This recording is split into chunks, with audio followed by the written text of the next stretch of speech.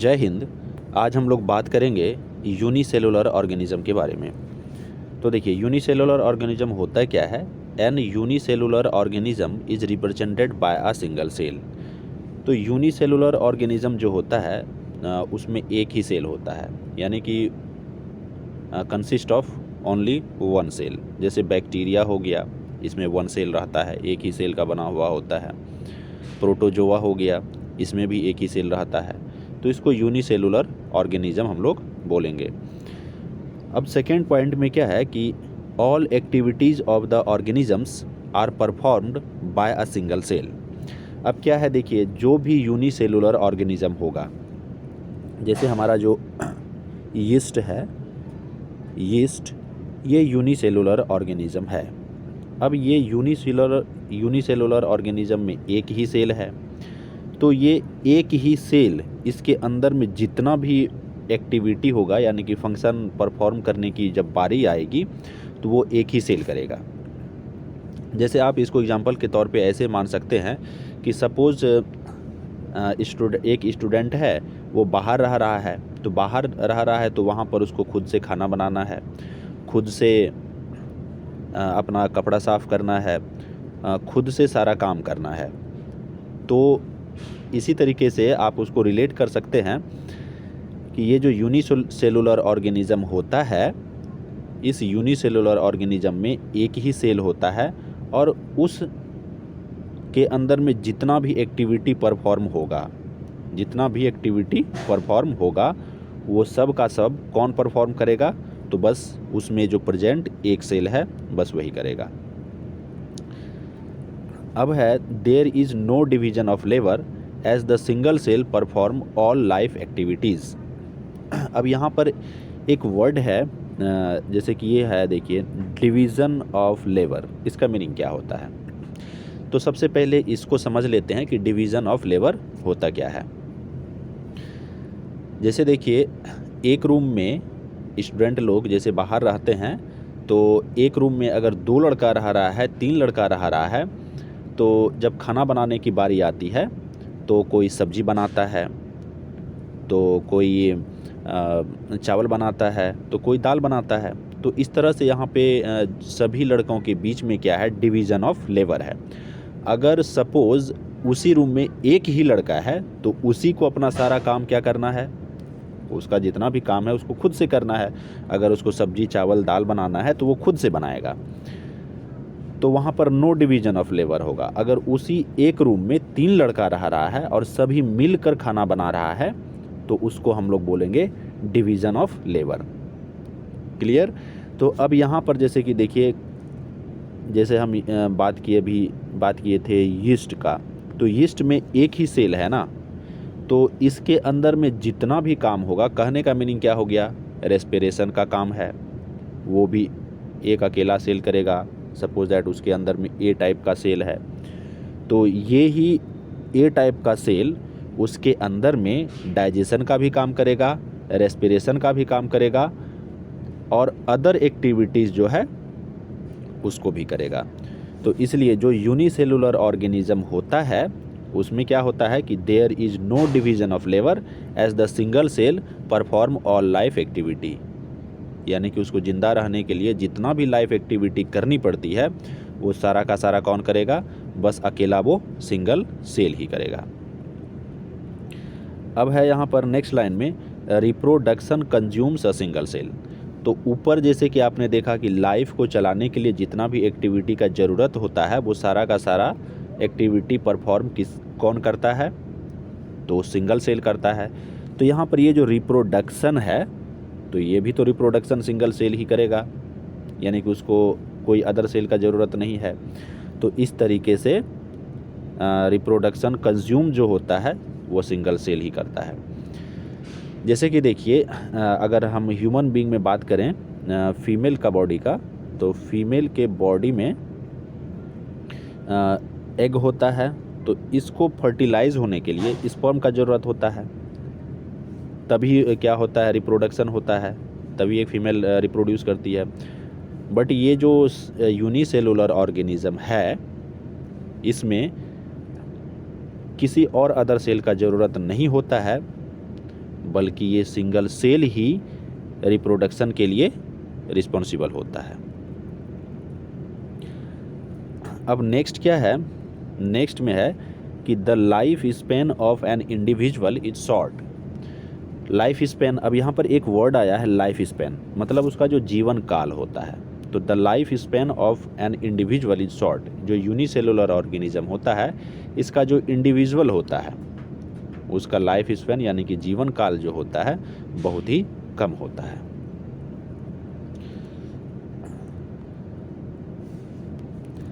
अब है multi cellular organism. तो मैंने अपने फर्स्ट वीडियो पार्ट में ये बताया था कि मल्टी सेलुलर ऑर्गेनिज्म क्या होता है। जैसे ह्यूमन बीइंग की अगर हम बात करें तो ह्यूमन बीइंग एक मल्टी सेलुलर ऑर्गेनिज्म है। तो मल्टी, सबसे पहले यहाँ पर देखिए MU, ये जो है मल्टी का मतलब होता है बहुत सारा, यानी कि ऐसा बॉडी जो बहुत सारे टाइप का सेल से मिलकर बना हो। जैसे कि ह्यूमन का जो बॉडी है ये more than 200 different kinds of cell से बिल्डअप है। तो इसको बोलेंगे क्या, मल्टी सेलुलर ऑर्गेनिज्म बोलेंगे। अब जैसे क्या ये जो कैट है, क्या ये कैट भी मल्टी सेलुलर ऑर्गेनिज्म है? बिल्कुल, कैट भी मल्टी सेलुलर ऑर्गेनिज्म है। क्या ये डॉग भी मल्टी सेलुलर ऑर्गेनिज्म है? बिल्कुल, डॉग भी मल्टी सेलुलर ऑर्गेनिज्म है। तो इस तरह से आप अपने जो आसपास के अगल बगल, जो भी अगल बगल में है उसको देख सकते हैं कि कौन कौन मल्टी सेलुलर ऑर्गेनिज्म है। तो आते हैं, आप देखते हैं जैसे कि a multi cellular organism consist of large number of cells. तो जो भी मल्टी सेलुलर ऑर्गेनिज्म होगा वो एक सेल से नहीं बना होगा बल्कि बहुत सारे सेल से मिलकर बना होगा, जिसको कि आप क्लस्टर ऑफ सेल्स भी बोल सकते हैं। क्या, क्लस्टर ऑफ सेल से बना हुआ होता है उसका बॉडी, क्लस्टर ऑफ सेल से भी बना होता है। तो जो मल्टी सेलुलर ऑर्गेनिज्म होता है उसका बॉडी बहुत सारा सेल से मिलकर बना होता है। अब नेक्स्ट पॉइंट में क्या है, नेक्स्ट पॉइंट में है a single cell perform one or few activity of the organism. जैसा कि हमने यूनिसेलुलर ऑर्गेनिज्म में देखा था कि वो एक ही सेल से मिलकर बना होता है, और उसमें जो एक सेल होता है ए टाइप का, सपोज करते हैं ए टाइप का सेल होता है, इसी के द्वारा उसके जीवन को चलाने के लिए जो एक्टिविटी करनी होती है वो सारा का सारा वो ये एक ए ही टाइप का सेल करेगा। जैसे उसको रेस्पिरेशन करना है तो ए ही टाइप का सेल करेगा, अगर उसको डाइजेशन का काम करना है तो ए ही टाइप का सेल करेगा, अगर उसके बॉडी से कुछ बाहर निकालना है तो भी ये ही करेगा, इसको रिप्रोडक्शन करना है तो ए ही। तो यहाँ पर देख रहे हैं कि यूनिसेलुलर ऑर्गेनिज्म में उसके लाइफ को लेके जो भी एक्टिविटी है, सारा का सारा एक्टिविटी कौन परफॉर्म कर रहा है, बस एक ही सिंगल सेल कर रहा है। लेकिन अगर हम बात करें किसका, मल्टी सेलुलर ऑर्गेनिज्म में सपोज करते हैं कि ये ए टाइप का एक सेल है। हालांकि इसमें ए टाइप का more than 200 different kinds of cells होता है, बट उसमें से ए टाइप का सेल का अगर हम बात करें, एक टाइप का सेल का बात कर रहे हैं, तो इसमें ये जो है कोई एक खास एक्टिविटी ही परफॉर्म करेगा। जैसे अगर ये ए टाइप का सेल है, ये अगर डाइजेशन का एक्टिविटी को परफॉर्म कर रहा है तो ये अदर एक्टिविटी को परफॉर्म नहीं करेगा। अब अदर एक्टिविटी जैसे रेस्पिरेशन को परफॉर्म करने की बात है, तो रेस्पिरेशन को परफॉर्म कौन करेगा, तो वो अलग टाइप का सेल करेगा। तो यहाँ पर जो ये लाइन है, इस लाइन में यही लिखा गया है कि a single cell performs one or few activities of the organisms. अब नेक्स्ट लाइन में आते हैं, बोलता है यहाँ पर फिर से एक छोटा सा मिस्टेक है तो इसको आप क्लियर कर लेंगे। Cells are specialised to perform different function of the body so that there is a division of labour within cell. अब देखिए क्या है कि जो मल्टी सेलुलर ऑर्गेनिज्म होता है इसमें तो बहुत सारा सेल होता है और हर सेल का डिफरेंट वर्क होता है। तो इसलिए मल्टी सेलुलर ऑर्गेनिज्म के बॉडी में डिवीजन ऑफ लेबर होता है। डिवीजन ऑफ लेबर वर्ड को पहले ही मैंने डिस्क्राइब कर दिया है। अब जैसे कि नेक्स्ट वाले टॉपिक पे नेक्स्ट वाले लाइन पे आते हैं, बोलता है only some cells of the body only some cells of the body called germ cell. किसका बात हो रहा है? तो यहाँ पे एक जर्म सेल का बात हो रहा है। तो टेक्स पार्ट इन रिप्रोडक्शन। अब देखिए कि जो मल्टी सेलुलर ऑर्गेनिज्म होता है उसके बॉडी में एक टाइप का सेल होता है जिसको बोलते हैं जर्म सेल्स। क्या बोलते हैं? उसको जर्म सेल बोलते हैं। और ये रिप्रोडक्शन में पार्टिसिपेट करता है और अदर सेल पार्टिसिपेट नहीं करता है। देखिए यहाँ पर लिखा हुआ है only some cells of the body called germ cell takes part in reproduction. Other cell में जो आता है सोमेटिक सेल रिमेन इंटैक्ट, यानी कि इसका ये ऐसे ही रह जाता है। अब मल्टी सेलुलर ऑर्गेनिज्म का जो इंडिविजुअल होगा, मल्टी सेलुलर ऑर्गेनिज्म से जो बना होगा, यानी कि उसका जो इंडिविजुअल होगा उसका जो लाइफ स्पैन होगा वो लॉन्ग होता है। जैसे हम ह्यूमन बीइंग की अगर बात करें तो हम ह्यूमन बीइंग की क्या होती है, लाइफ स्पैन बहुत बड़ी होती है।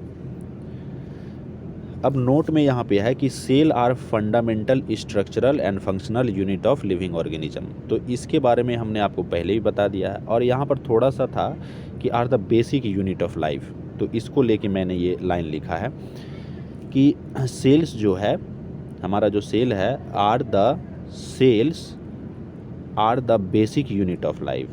हमारा जो लाइफ है इसका जो बेसिक यूनिट है वो कौन है? तो सेल है। अब यहाँ पर आया है कि cell biology is the study of cells. तो सेल बायोलॉजी में ओनली एंड ओनली सेल का ही स्टडी होता है। Thanks for watching my video.